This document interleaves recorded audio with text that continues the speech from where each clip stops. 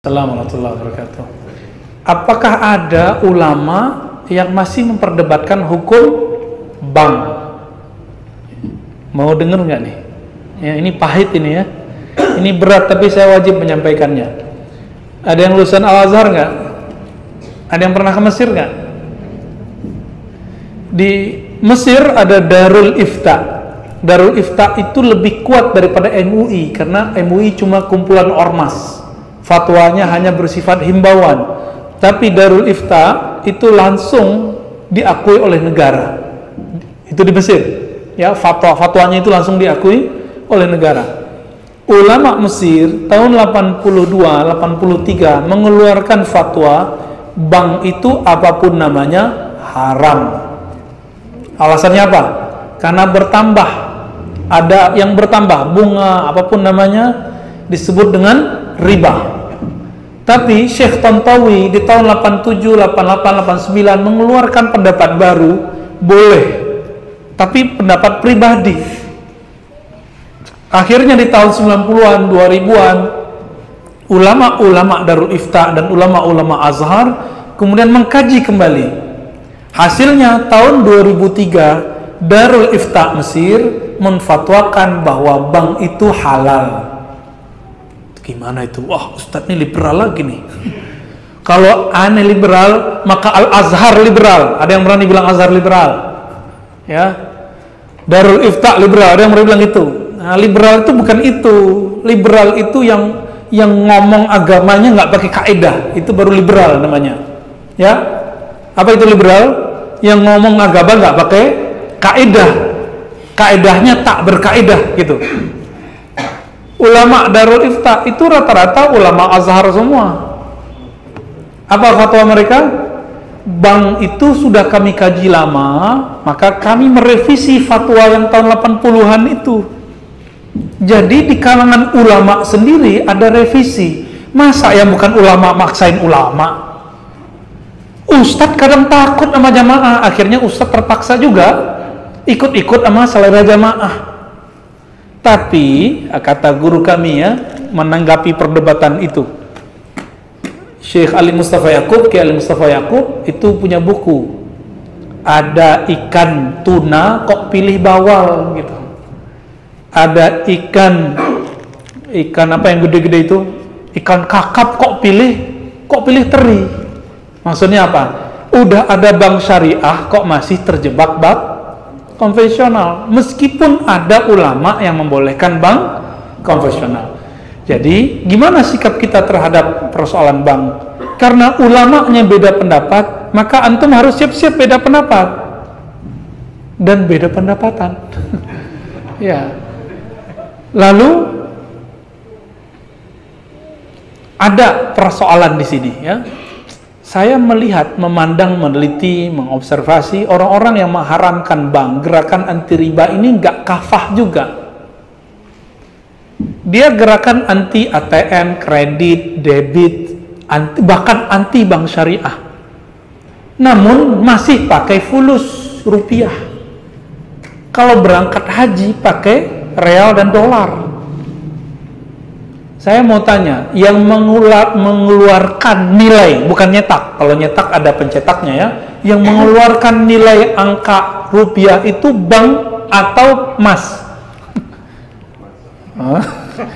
Terjebak nih, lagi serius dibuat begitu jadi keblinger ya, keblank ya. Yang buat itu bank atau bukan? Bank apa yang mengeluarkan nilainya? BI. Antum itu mengharamkan bank tapi pakai produknya, itu tanda nggak paham hukum fikih dan kawaid fikih. Dalam kaidah fikih ada sebuah kaidah at-tabi'u tabi'un. Kalau kamu mengharamkan A, maka apapun yang dihasilkan dari A haram. Kalau kita haramkan bank, maka antum haram menggunakan ATM, haram menggunakan fulus kertas atau fulus koin ataupun elektronik, haram semua. Maka beragama jangan picik. Oh, kita kembali ke dinar dan dirham. Allahu Akbar. Dinar itu diadopsi Rasulullah dari Romawi, ya kan? Nabi aja bisa ngadopsi, masa ente nggak ngadopsi? Ini mau kembali ke zaman barter kali ya? No, zaman barter. Nauzubillah min dzalik. Yang dianggap ilmu ternyata ketidakmengertiannya. Tidak mengerti itu kalau bahasa kasarnya Pak, jahilun. Tapi kita nggak pakai ya, walaupun sebenarnya begitu. Jadi ulama kita beda pendapat. Saya sudah tanya ke MUI di pusat, ternyata MUI yang mereka masuk ke DSN, Dewan Syariah Nasional, itu ternyata pas dicek dompetnya separuh itu bank konven, tapi dia duduk di Dewan Syariah Nasional yang membawahi bank-bank syariah. Kan aneh. Iya, ternyata ulama-ulama yang yang menganjurkan bank konvensional sendiri juga belum tentu mengharamkan bank ulama yang menganjurkan bank syariah belum tentu juga menganjurkan bank. Nah, begitulah ya. Dia belum move on 100% gitu.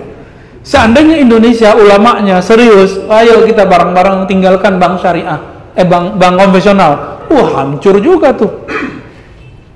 BUMN itu membawahi beberapa bank. Kalau kita tutup bank, bisa hancur negara ini. Maka bank itu salah satu nafasnya negeri ini. Antum percaya atau tidak? Buat jalan itu kalau gak ada bank gak jadi. Ya, bangun kampus-kampus Islam, kampus-kampus negeri yang Islam, pesantren-pesantren, semuanya itu yang Islami. Tanpa bantuan lewat bank gak jadi. Kalau lewat bank ketahuan mana yang gratifikasi, ketahuan nggak? Ketahuan Pak. Tapi kalau pakai kardus, pakai kotak, pakai plastik nggak ketahuan. Hati-hati di sini. Oleh karena itu, saya mengajak, ayo ulama kita sudah buat bank syariah, ya. Namun jika memang belum bisa meninggalkan bank konvensional, ambil seperlunya, tapi bangun semangat untuk membesarkan bank. Ustadz kok pelimpan? Bukan pelimpan, kan antum aja yang belum move on ya. Saya udah 10 tahun sebelumnya saya nggak pernah pakai bank konven, tapi karena dapat fatwa dari ulama Darul Ifta itu berani lagi terima beasiswa lewat BNI. Ya, habis itu lewat Mandiri, habis itu lewat apa gitu. Ya, akhirnya kata imam-imam kita di Darul Ifta itu, masyayikh kita, siapa yang terkena perdebatan ini, faliyat yuqallid man abaha. Kalau kamu terjebak dalam satu ini, maka ikutilah ulama yang membolehkannya, biar hatinya tenang. Ini masuk ke khilafiyah. Kenapa dia khilafiyah? Karena bank tidak ada di Quran, tidak ada di sunnah, tidak ada ijma, tidak ada di. Tapi kalau riba ada di Quran, ada di sunnah, ada di ijma, ada di qiyas. Mengharamkan riba wajib, menghalalkan riba diperdebatkan sampai kiamat nggak selesai. Jangan paksa orang deh ya, jangan paksa orang. Ini ambiguitas orang-orang yang anti bank, kok masih pakai duit. Jangan pakai duit baru antum tuh pas gerakan anti ribawinya ya. Kira-kira begitu.